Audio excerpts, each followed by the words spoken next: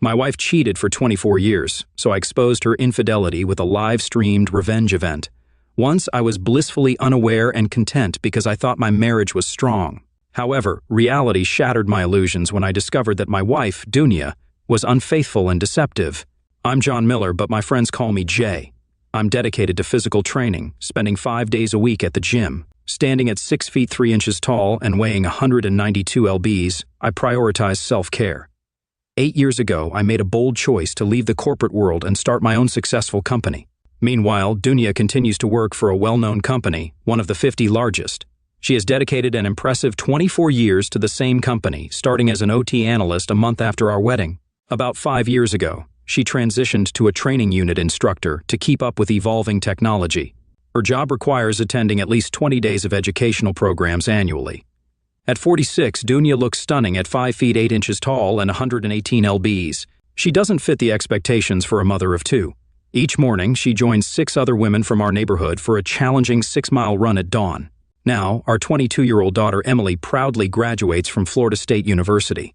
Following her mother's path, she became a dedicated first-grade teacher in Naples. Running is a family activity, with Emily joining her mother's running group at 14. I'm delighted she appreciates the beer I brew, my hobby, and even joined a beer club in Naples, which I happily attend with her whenever possible. Our 21-year-old son, Kent, is a recent graduate of the University of Florida, passionate about continuing his education. Although he aspires to work in my business, I've made it clear he must gain 5 years of corporate America experience first. I believe real-world experience is crucial for his growth. My wife dislikes beer and finds its aroma unpleasant. In our home, I strategically plan my beer brewing during her trips, like her current one to Dallas, giving me the perfect opportunity to craft a refined English brown ale. Life seemed to have peaked, but little did I know significant changes were on the horizon. Last Wednesday at 8:30 p.m., Bobby, a member of my beer club, asked if I could pick him up from the airport. Without hesitation, I agreed. While waiting at the baggage claim, I noticed 3 people who turned out to be colleagues of Dunya's. Curiosity led me to wonder why Dunya wasn't among them. I called her on the service line, an unusual move, as I usually contact her on her personal mobile phone.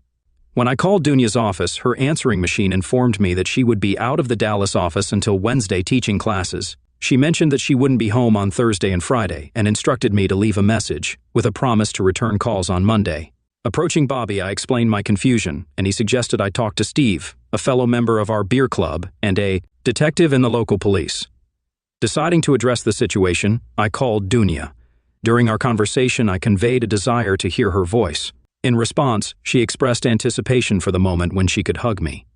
She mentioned that her Friday flight should depart early, and that she was looking forward to falling asleep in my loving arms. I asked if she could come, and she replied affirmatively, stating that she had to stay and fulfill her duties. She emphasized that it would be unfair to neglect them and reassured me of her love, mentioning that she would see me on Friday. The revelation that this was the first time Dunya had cheated on me was unsettling. Despite the late hour, I contacted Steve for a beer, and we discussed our upcoming meeting. I confided in Steve about my suspicion, and he sympathetically offered his help. I believed Dunya was cheating because, while meeting Bobby at the airport, I saw 3 of Dunya's colleagues leaving with luggage, suggesting they had spent the week with her. Despite her voicemail saying she'd be in Dallas until Wednesday and on vacation until Monday, she told me she'd be teaching classes until Friday. Steve listened patiently and suggested I reach out to Frank Jones, who held a high position and might have more information. I expressed gratitude to Steve and mentioned my plan to contact Frank the following morning. As the sun rose on a new day, Frank Jones unexpectedly appeared, prompted by Steve. After recounting my story, I faced Frank's inquiries. After a brief pause, Frank posed a thought-provoking question. Had I been happily married for over 24 years, and was I truly ready to reveal the truth? Intrigued, I inquired about the reasons behind such a question. Frank cautiously replied that based on his experience, most marriages in such situations ended in divorce. He presented a series of questions for me to consider. How much information did I really want to obtain? How far into the past should we delve? What was my budget for the investigation? Was I prepared to work with the information we discovered? Shocked, I sat in silence before finally expressing, "Frank, I need to know every last detail, when, where, and with whom, please, as far-reaching as possible. I'm willing to lay out whatever it takes to find out the truth. If I have been deceived, I want to understand to what extent." In response, we decided that Frank should contact his reliable colleague, a private detective from Dallas, who could assist in studying Dunya's background. Additionally, one of his team members would review the training schedule. I was instructed to reach out to 3 teachers I saw on the way from the airport. While awaiting their responses, I meticulously checked the house for any clues, uncertain about what to look for and where to start. I excluded the living room, dining room, kitchen, Emily's and Kent's rooms from the search, choosing to begin with Dunya's dresser. I found nothing unusual among its contents, although everything seemed familiar. Upon opening the closet and observing numerous boxes, I decided to shift my attention to the bathroom. Unfortunately, no hidden information from Dunya was found in the bathroom. Returning to her closet, I remained determined to find some clue. Starting with hanging clothes and meticulously going through shoeboxes, I searched for anything strange or suspicious. Despite thoroughly searching our bedroom, the guest bedroom, the study, the garage, and the attic, I still couldn't comprehend anything or gain insight into the situation. Around 5 p.m., Frank finally arrived and swiftly set up surveillance cameras in all bedrooms, the office, and the kitchen.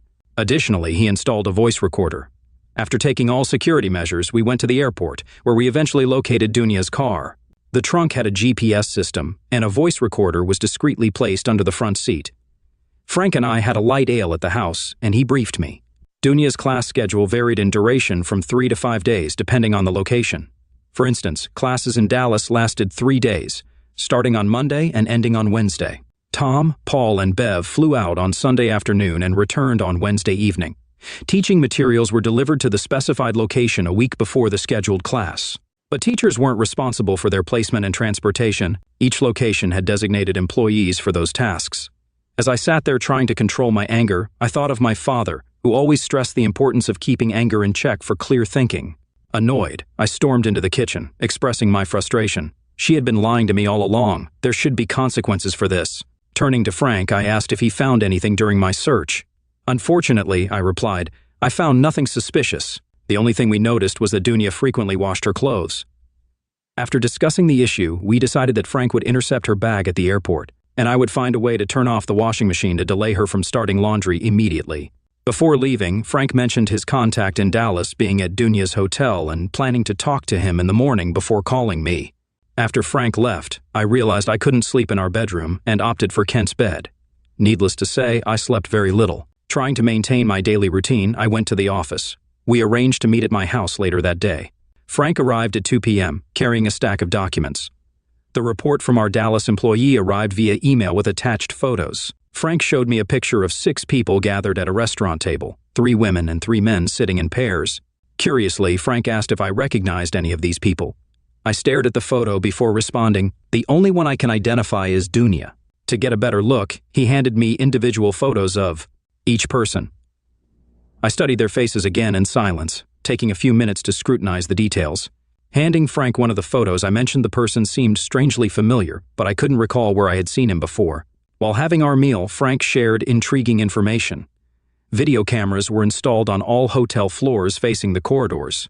We began examining the next set of pictures, showing our group leaving the restaurant, entering the elevator, and eventually disembarking on the 7th floor. Interestingly, the women went to room 7007, and the men went to room 7009. On Friday morning at 10:29, photos depicted 2 men leaving room 7009. Subsequent images captured them exiting the elevator, walking down the hall, and leaving through the front door. These pictures conveyed a sense of a friendly or professional relationship rather than a romantic one. According to Frank, they went to a nearby restaurant for lunch, each covering their own bill.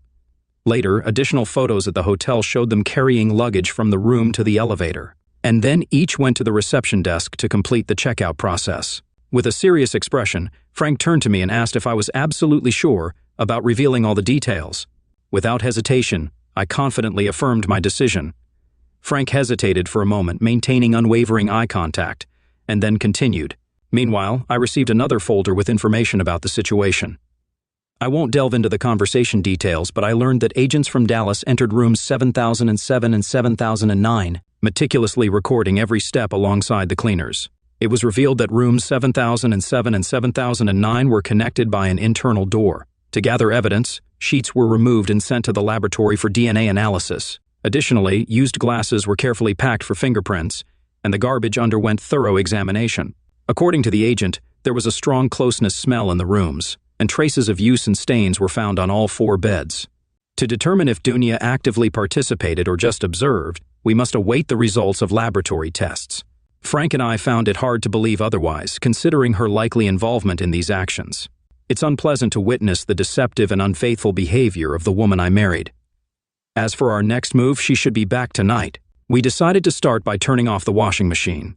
We moved it and disconnected one of the wires connected to the motor. I believed Frank assigned me this simple task to give me time to process. Back in the kitchen, Frank suggested taking a DNA sample from me and asked if I could find a comb with the hair of each of the children. Perplexed, I asked why he suspected that the children may not be mine and expressed my confusion. "You wanted full transparency, didn't you?" I mused, before suggesting that we needed to collect a piece of hair before the first haircut. Needing only one strand for each person, he confirmed that this would be enough. Frank carefully packaged my sample as number 1, Kent's as number 2, and Emily's as number 3. We managed to take a strand from Donna's comb, labeled as number 4. Tomorrow morning, these samples would be sent to the laboratory. Frank had a contact at the airport who would try to intercept Donna's luggage, delaying her return due to the necessary procedures related to the missing baggage claim. After addressing these issues, our conversation shifted to how I could behave normally around Donna. Could I warmly greet her at home, hug and kiss her? Could I patiently listen to her made-up stories about the trip? Could I invite her to dinner tomorrow and engage in close activities with her? How long and convincingly could I continue to deceive her? Frank mentioned that his team needed ample time to collect and analyze evidence, warning that it could take several months to realize all the consequences of Donna's actions. Could I stay calm for this extended period? I promised him that I was ready to do whatever it took because my ultimate goal was to uncover the truth. Frank asked if it was possible for me to go on a 3 or 4 day business trip out of town, thinking about who I could visit in the shortest possible time without arousing suspicion from Donna. I smiled, looking up, and said I wanted to visit one of my longtime clients in St. Louis. I planned to inform Donna about my departure on Monday morning, with my return scheduled for Thursday afternoon. I asked Frank why he wanted me to leave, seeking an explanation. Frank clarified that if Donna had any hidden motives, she might avoid suspicious actions while I was away to prevent arousing doubts. There's a chance she could lower her guard, potentially making a foolish move. I sensed she had a great weekend and was eager to resume a relationship with someone. Unfortunately, her office lacked video surveillance, but we wondered if there was something she always carried that we could use to our advantage. Perhaps we could discreetly attach a small bug to it. Any suggestions? After pondering, I suggested her briefcase. Frank admitted it wasn't a perfect solution, but better than nothing. He left a bug with me, and in the evening, I could attach it to her briefcase. "It's time for me to go. Are you ready for the show?" Frank asked. I replied with a simple yes. As Frank was about to leave, he mentioned that if I had the chance tonight or tomorrow morning, I should check for liquid stains on Donna's underwear. "Good night. If you get a chance this weekend, call me. And remember, stay calm." I settled on the back terrace with a porter in hand, letting my thoughts wander. Apart from Donna planning to do laundry early Saturday morning, nothing made me doubt her intentions. Just before dawn, my morning was interrupted by a phone call from Frank. He informed me that Donna's luggage had reached the laboratory successfully. He emphasized the need to remain calm. At dawn, her typical travel fatigue mixed with disappointment over the airline mishandling her belongings. She was unhappy, especially about missing 2 recently bought pairs of trousers, but she said everything else could be replaced and the essentials were safe in her carry-on luggage. Seeking solace, she hugged me, expressing love and joy at returning home. She shared her longing for my presence during her absence. After a gentle hug and kiss, she headed upstairs for a relaxing bath. Meanwhile, I discreetly attached a bug to her briefcase and sat down in front of the TV, thinking about those cherished moments we shared. Recalling Donna's arrival, I couldn't shake the feeling of immense love from her. Despite travel fatigue and mild luggage dissatisfaction, she was thrilled to be home. Comparing my efforts to her impeccable work, I realized I needed to improve and match her level. It became clear that I needed to hone my abilities so that she would not see that I was behind the facade. I decided to fix the situation, put aside all doubts, and climb the stairs, preparing for bed, where we'd find solace in each other's arms. I think Donna overslept Saturday morning as she didn't have any worries with the laundry. Before taking a shower, I involuntarily began to examine Donna's underwear and a basket of dirty laundry, feeling uneasy as if I had invaded her personal life. I didn't expect to closely inspect her underwear. Though not an expert, I found nothing unusual. After a bath, I went downstairs, made coffee, fetched the newspaper, and waited patiently for Donna. When I was pouring my 3rd cup of coffee, she came into the kitchen with a calm expression on her face, wrapped in a bathrobe and smiling. I greeted her with a cheerful, "Good morning, sleepyhead." Seeing her well rested, I remarked that it looked like she was ready to conquer the day. I offered her a cup of coffee, to which she gratefully smiled and expressed her desire for one. I jokingly mentioned that I should make luggage mistakes more often if it led to such delightful vacations. After our shared breakfast, I went outside to attend to my own tasks. A few hours later, she mentioned her plan to go to the grocery store and kindly asked if I needed anything. Politely declining, I said, "No thanks." While she was out, I planned to organize and transfer a batch of English brown ale from the primary to the secondary fermenter. During dinner at our favorite Italian restaurant, we had a lively conversation, sharing our impressions of the past week and discussing upcoming plans. I spoke about my recent trip to St. Louis, and she expressed happiness at being home after exhausting travels.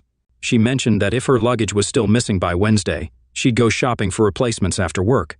To my relief, she hoped no one would find out about it, except for those trousers she'd worn for ages. I grinned and continued to share with her the details of my latest batch of English brown ale.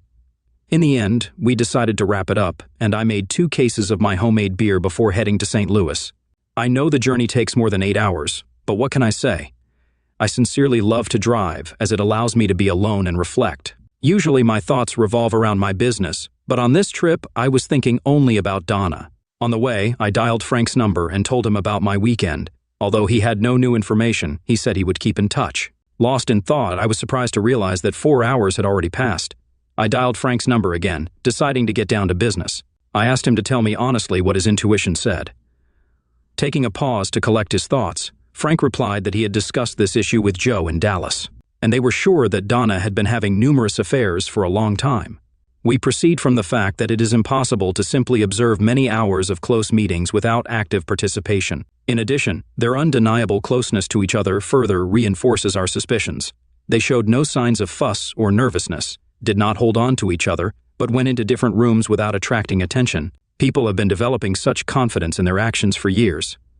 I feel intuitively that you may be unhappy with our conclusions regarding this group, which includes your wife, Frank said. According to him, their operative reported that these 6 people discussed classes, their families, and showed amazing ease in communicating with each other. It is noteworthy that they bore their own expenses, deliberately avoided sitting next to the same person during meals, and communicated with each member of the group. It is safe to say that this group has maintained its connection for a long time. They maintained a friendly atmosphere in the hotel rooms, but once inside, they threw stormy parties. Frank's last words to me were about the need to make a decision regarding Donna and the other members of that group. After that, I contacted my lawyer, Michael Davidson, the best divorce lawyer in the state. After giving him brief information, he convinced me that Dave Ford would definitely contact me. After settling into a hotel room, I called Tanya to inform her of my safe arrival in St. Louis. Then, I contacted Fred to confirm our planned golf game. At about 9:30 p.m., Frank called to see how I was doing. I told him that I had already given his name to my lawyer and that Mike would contact Dave Ford on my behalf. Frank found it funny and mentioned that Dave Ford's reputation alone could intimidate any lawyer Donna approached. I'm tired, and I really want this situation to end. If they wanted to play violent games, then I am ready to show my skills. On Tuesday, I spent the whole day with Fred on the golf course. Around 1 p.m. on Wednesday afternoon, Frank called me and asked about my schedule. I told him that I was free until the end of the day and planned to go home on Thursday morning. At about 2 p.m., Dave Ford contacted me and I informed him about the current situation. I felt relieved when he gave his approval of my success. He highly praised Frank's company, considering it among the best.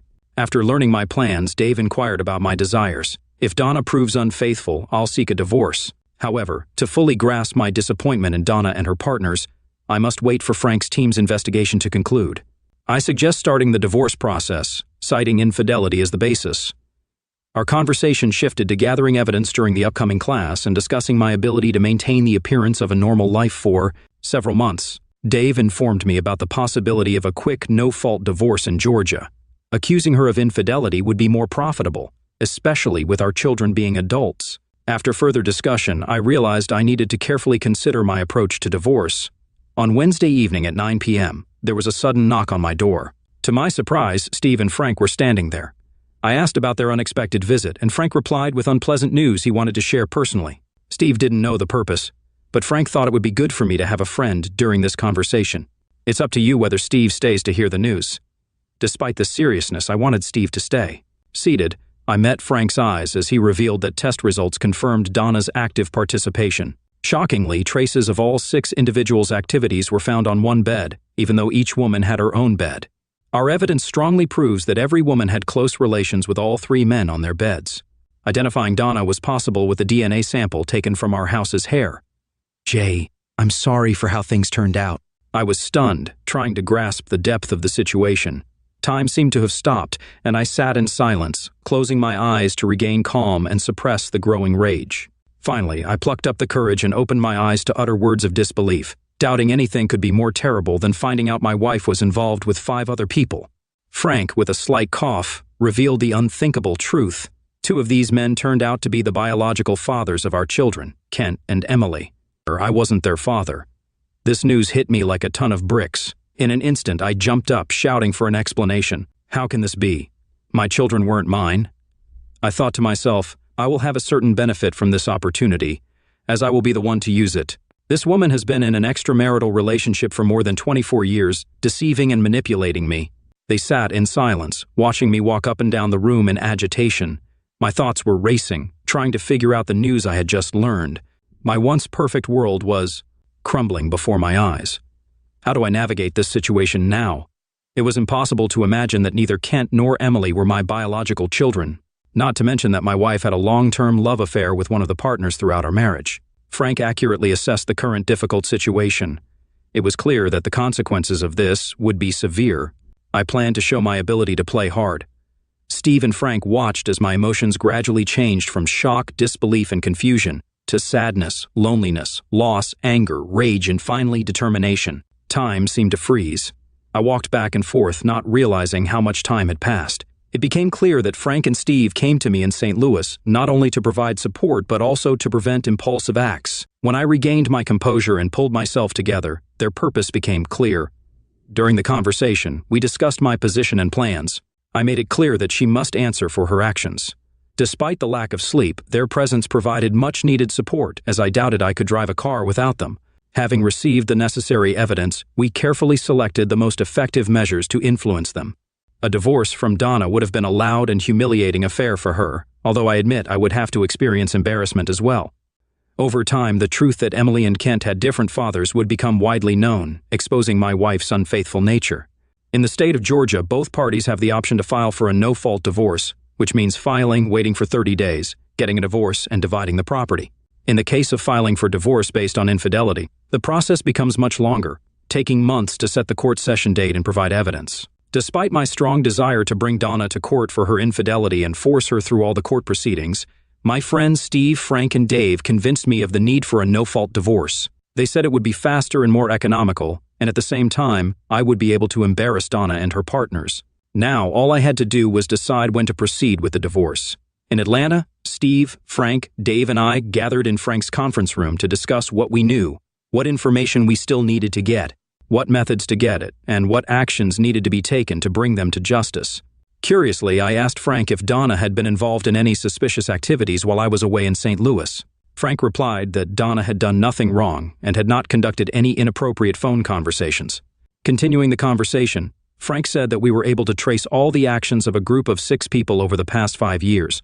Interestingly, 2 members of the group constantly booked adjacent rooms, although they were not always the same people.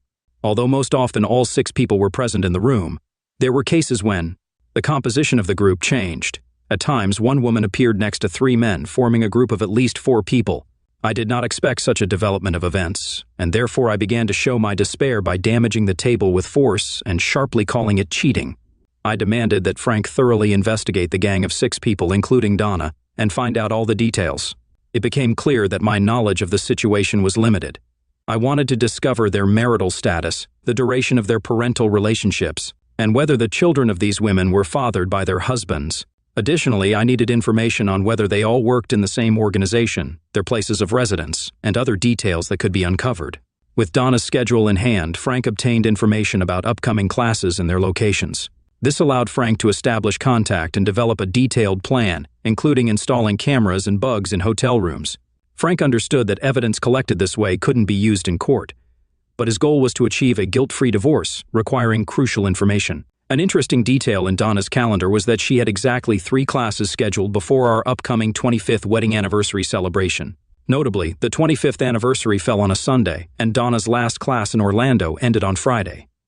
Observing this group, I firmly decided that our anniversary would mark the end of our communication. I chose not to participate in any celebrations with her, as her gift would not be appreciated.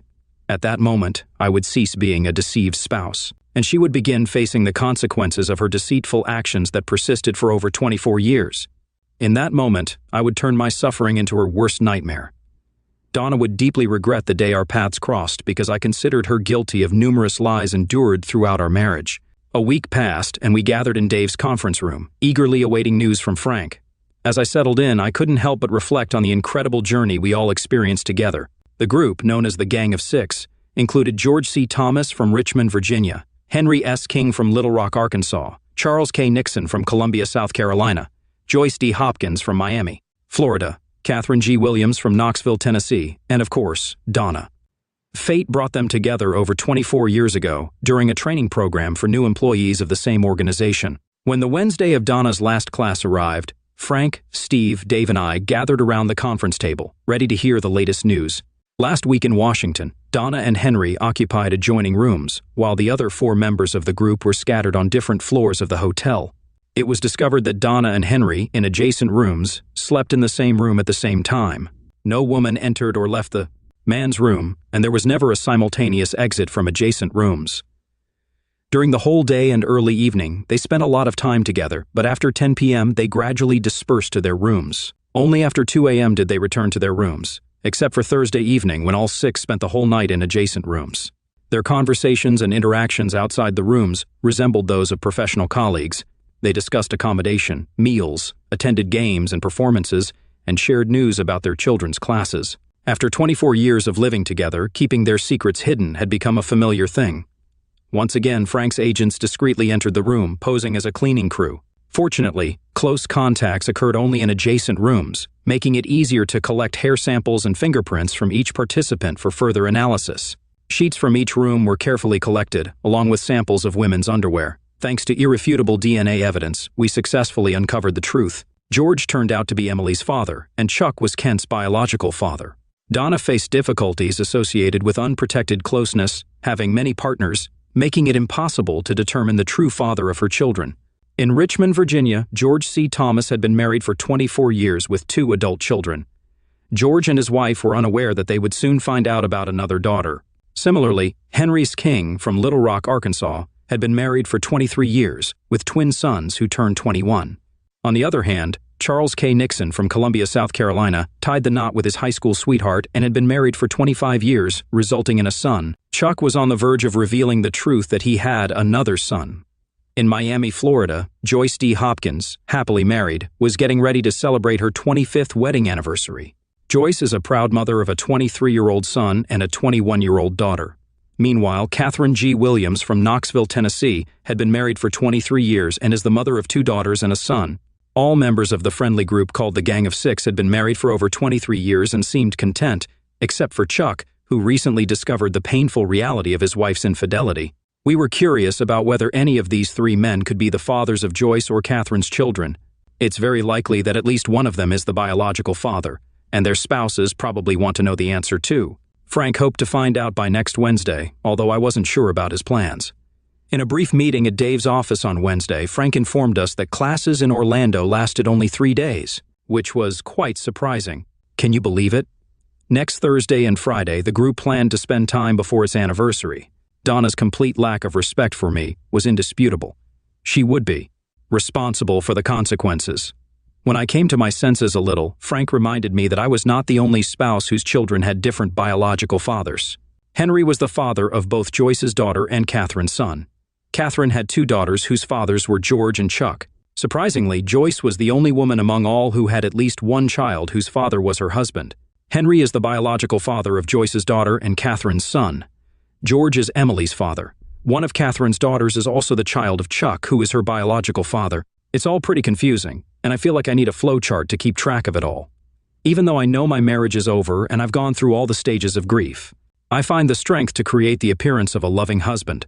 It's become a kind of game for me. I pretend to be affectionate while secretly planning how to ruin my future ex-wife Donna, who cheated on me. It's pretty funny, considering she's been cheating on me for over 24 years.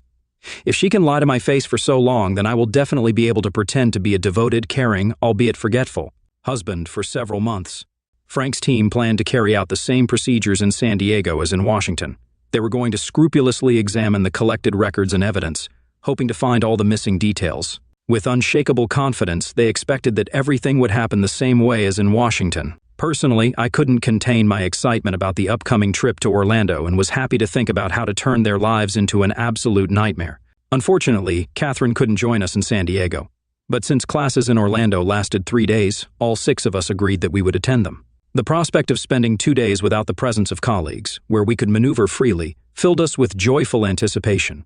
Donna was clearly neglecting our anniversary when she chose to spend time with her comrades instead of rushing to the one she supposedly loves. She didn't know yet that I had already planned to be their instructor for Wednesday afternoon. In the presence of all the students, I would hold the final hour of classes so that everyone would witness the final exit of the Gang of 6. Dave Ford and his team were well informed and prepared to process the necessary legal documents. He gave me a guarantee that everything necessary would be ready on time. In addition, Frank ordered his staff to be present on the spot and closely monitor the members of the group. The moment of truth was fast approaching. Dave, Frank, Steve, and I had jointly developed a strategy to eliminate their vulnerability. After the foundation was laid, my moment finally came when I had to go on stage. After Donna's departure in the 4th update, I took the initiative to establish contacts with the spouses of our close-knit group of 6 people. I shared with them my plan to surprise my wife in Orlando in honor of our 25th wedding anniversary and 25 years of experience in the company. Considering that their spouses joined the company at the same time as mine, I decided that their presence would be pleasant for everyone. As a token of appreciation, I booked flights that would be waiting for them at the boarding gate. I informed Kent and Emily of the plan to surprise their mother on Wednesday and invited them to meet me in Orlando on Tuesday. In the evening of the same day, I got together with the children and told them all the details. We spent several hours discussing how I found out the truth, the evidence I gathered, my intentions to destroy their mother's world the next day, and, most importantly, how much I cherish them. During our heartfelt conversation, I told them that I might not be their biological father, but assured them that I would always be a loving father to them. We hugged tightly and tears flowed down our faces. They had a lot of questions, and I tried to answer them honestly without embellishing my answers. I begged them not to tell their mother, and they both promised not to. Looking into their eyes, I said that I would like them to accompany me tomorrow when I would confront their mother and shame her. I acknowledged that this was a very important request and apologized if it confused them. Unfortunately, the fact that they are not my biological children would soon be made public in the Atlanta newspapers, which would undoubtedly lead to shame for all of us. If they decided to come, they would witness my rude attitude toward their mother and her companions. I may say something that will embarrass them, but it is important to know that nothing I say will change my attitude toward them. Since you're already adults, I cannot legally adopt you, although I would gladly do it if I could. But despite this, I want you to know that I sincerely love you both and consider you my children. It is up to you to decide whether you will attend because, in the end, she is your mother. Take your time, think about everything, and make a decision yourself, knowing that I will love you from now on and forever. Kent asked with tears in his eyes. Dad, I understand that Mom loves you and you love her. Can you find the strength in your heart to forgive her and move on? Why don't you both go to a psychologist to sort this out? Looking at my children, I tried to stay calm and keep myself in hand. How can you calmly and rationally answer such incredulous questions? Taking a deep breath, I realized that as children, they naturally want their parents to always be together and constantly present next to them. So, please close your eyes and let me take you on a journey, I said. Imagine that you have met an extraordinary person whom you consider an ideal partner, with whom you want to spend the rest of your life. The very thought of being separated from them, even for a moment, becomes unbearable. After a magical honeymoon, you both start building your careers, and over the years you have 2 wonderful children. Your life revolves around the happiness and well-being of your family. Whether it's football training or cheerleading camps, you dedicate your time to supporting your loved ones in their pursuits. This extends from adolescence into adulthood. Sharing romantic getaways and close dinners with your spouse, you cherish every moment spent together. Holding your loved ones close, you recognize them as the most precious treasure in your life.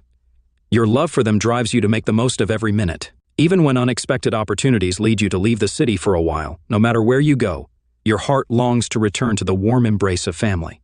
Grateful for their presence, you express your thanks to God daily, understanding that your family brings immense joy and happiness into your life. In this state of contentment and bliss, you find solace in believing that life cannot get any better. Take a moment to ponder these words as they sink into your consciousness, I continued. Happiness radiates from the faces of the people before me. Kent, picture yourself watching a movie with your beloved wife. In one scene, she finds herself in a hotel room with 3 men and 2 women. Each woman selects a card from the deck, and your wife's face lights up with joy when she reveals her ace of spades.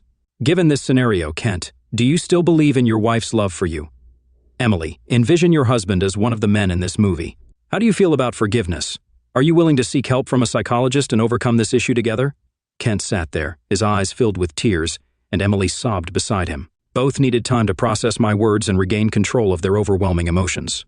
As the film concluded and the credits rolled, it became evident that the group had consistently released 4 films a year for 24 years.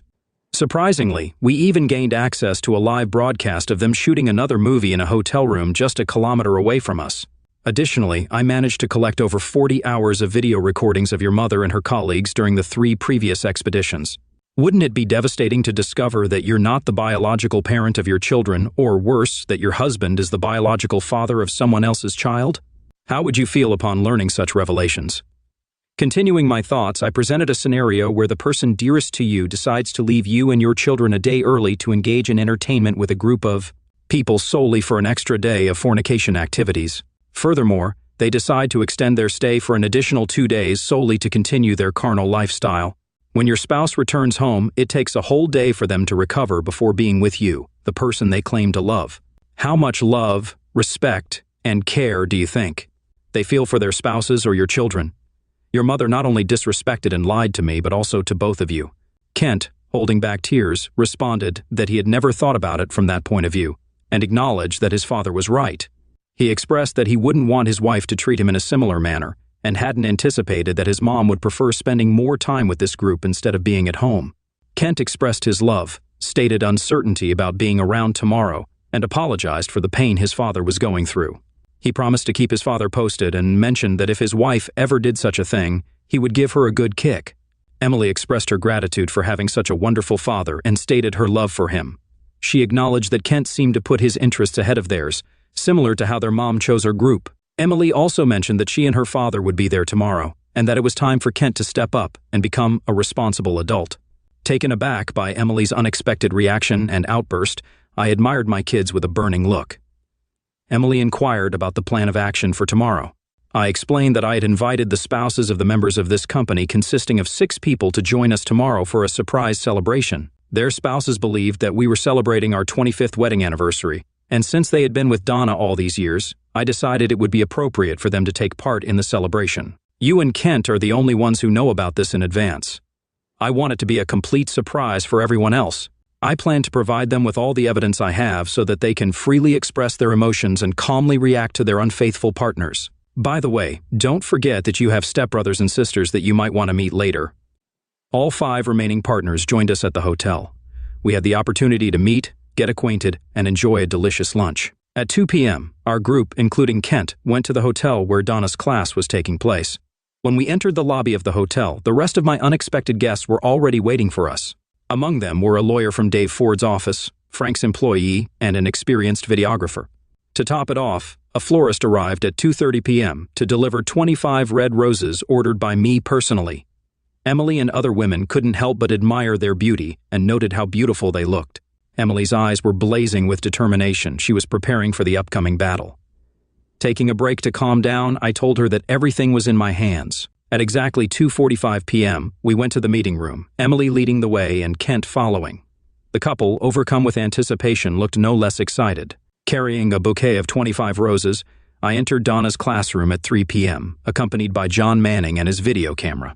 Donna's face turned crimson when she noticed me approaching with flowers and a smile on my face. I playfully noted that her blush perfectly combined with the roses, which caused a burst of laughter from everyone present. Smiling, Donna looked at me and then turned to face the class, introducing me as JT, her beloved husband. Scanning the room, I noticed the other 5 people scattered around, just as I expected. Turning back to Donna, I conveyed that I knew today was the last day of classes and, before they all left, I would appreciate their help to make this day unforgettable for her. I shared that this Sunday we would be celebrating our amazing 25th wedding anniversary. Right on cue, a group led by Emily emerged from the hallway. As they entered, the photographer captured a stunning picture of Donna's face, although her expression was absolutely priceless. The close group members appeared to be in complete panic. Grinning broadly, I stood and observed as Emily introduced Donna to the spouses of her friends involved in the affair.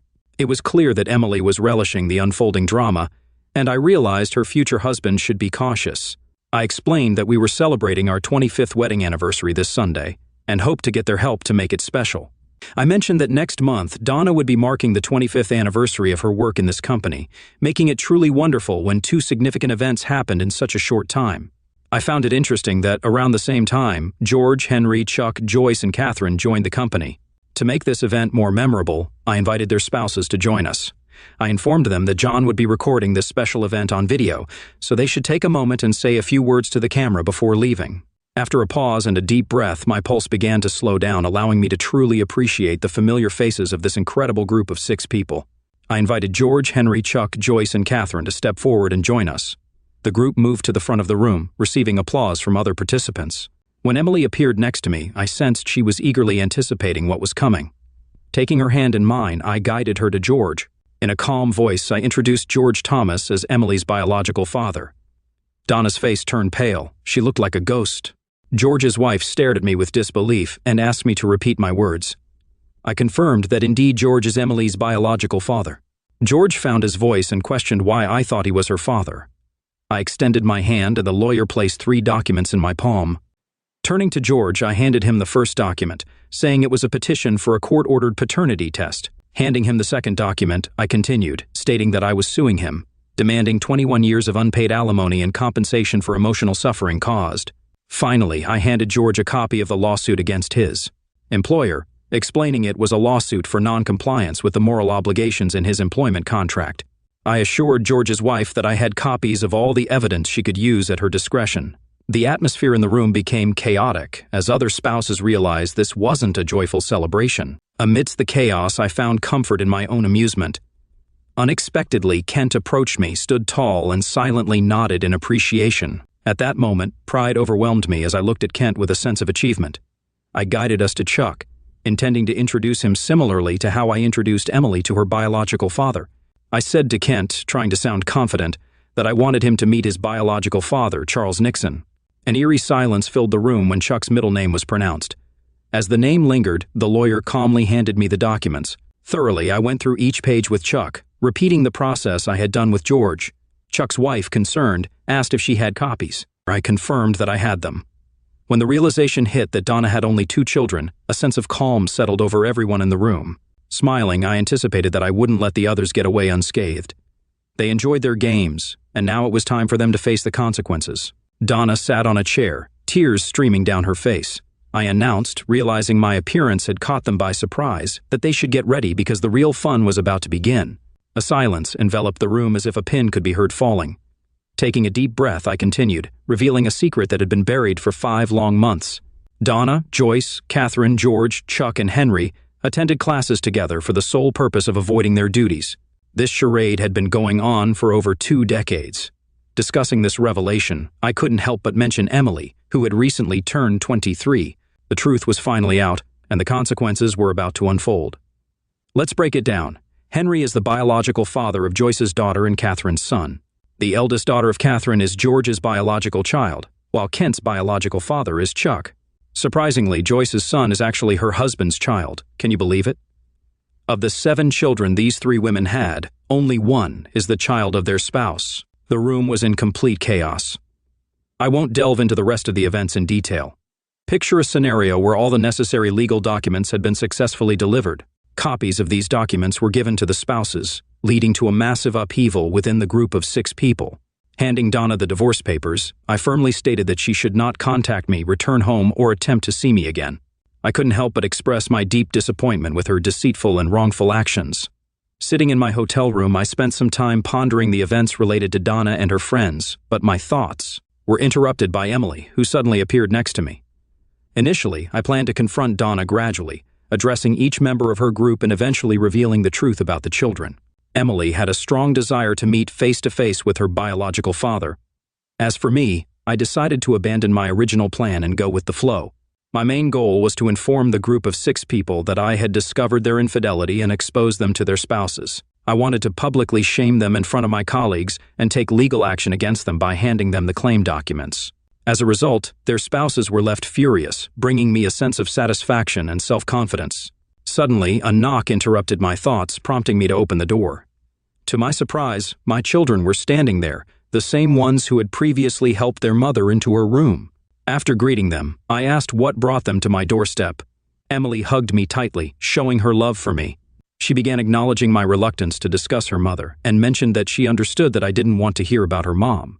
However, she explained that Donna was in a fragile state and she had decided to take her home the next day and give her a whole week to pack her things before returning to Atlanta. Despite everything Donna had done to our family, Emily expressed that she couldn't help but love her. There was determination in Emily's eyes, and I realized that Donna was in desperate need of someone's support. I was grateful to Emily for doing what was right for her mother. The last few days had shown me that Emily is an incredibly resilient and strong woman. Kent, expressing himself, said that he loved me and despised the way Mom had ruined our family. He asked if he could accompany me on my trip home tomorrow. Without hesitation, I happily agreed, saying that I would be glad if he came home with me tomorrow.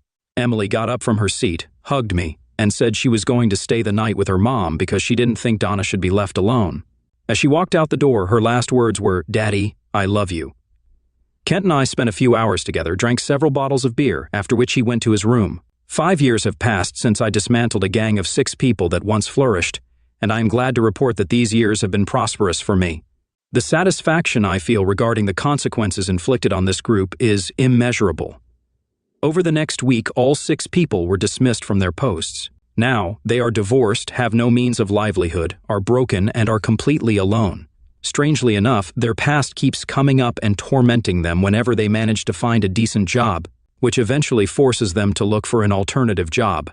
I would like to take responsibility for their misfortunes, but another structure is closely monitoring their actions. They are trying to rebuild their lives and establish relationships with their children, but I'm very pleased to report that their path is far from over. Their ex-partners only reach out when they need money. Some of them are slowly rebuilding connections with their kids. When I returned to Atlanta and spent a night in our house, I realized I couldn't stay there again. It held too many memories that were too painful.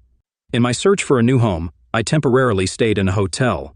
Kent joined me on the trip to Atlanta but later moved to Dallas, Texas, where he landed his first real job. He seems happy with his work and has been promoted 4 times. Currently single, he actively dates and enjoys his job, contemplating joining my company this summer.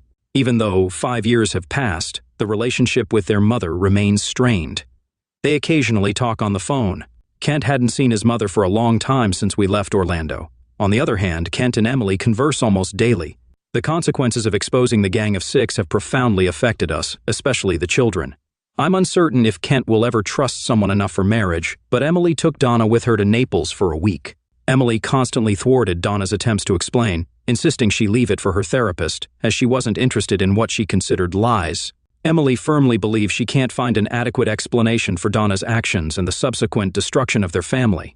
Furthermore, Donna didn't receive an invitation to Emily's private wedding celebrating their first anniversary. Emily and her husband, Trey, presently live in Atlanta. Emily chose not to work in my company, although she joined 2 years ago. Despite this, I value her nearby presence, discovering she has a natural talent for business. Emily made it clear to Trey from the start about the consequences if she found out about his infidelity, knowing well what Donna had done. After exposing the gang of 6, their spouses and children gathered in Atlanta 8 months later. Being around people who experienced similar emotions and tried to move forward helped us navigate life. The children have formed strong bonds and continue to communicate. In 3 weeks, we're heading to Nashville for another meeting. It turns out that when the gang of 6 began cheating, instead of engaging in intimacy, they paired up for a week. Emily and Kent were named after George's mother and his father, respectively, forever connecting them to their biological father. Even after 5 years, their relationship with Donna remains strained. Emily, at least, agrees to have lunch with her, but Kent categorically refuses to meet her. Once, I was deeply in love with Donna until I discovered her deceit and infidelity. I understand it's tough for some men to move forward, but I'm not one of them. Life goes on. We have 2 options: give up or get up and move on. My children depended on me and I depended on them. Donna and I agreed she'd keep the house as she believed it held too many cherished memories to part with. I, on the other hand, had different views. I also settled matters with George and Chuck, placing the money they provided in trust funds for Emily and Kent. My intention wasn't to profit, but to make them feel the consequences of their actions. 6 months after finalizing our divorce, I decided to start dating again. My main goal was to find someone special to share my love and life with. The key to a full and joyful life is both loving someone and being loved in return. Until that happens, I'll patiently search and wait for Emily to give me grandchildren to shower with affection. It's crucial to note that committing such deceptive actions as betrayal doesn't lead to positive outcomes. In the end, retribution only perpetuates a destructive cycle. Additionally, Donna faced humiliation publicly, and karma punished her. Her relationships with men faltered, and she struggled to find decent employment. Currently, she works as a cook in a fast food restaurant, and a terrible incident occurred at work. Hot oil from the deep fryer spilled over her body from the waist down. Her skin suffered 95% damage. It's like Donna has been scalded alive. I can't fathom the pain. Now she's in the clinic under close medical supervision.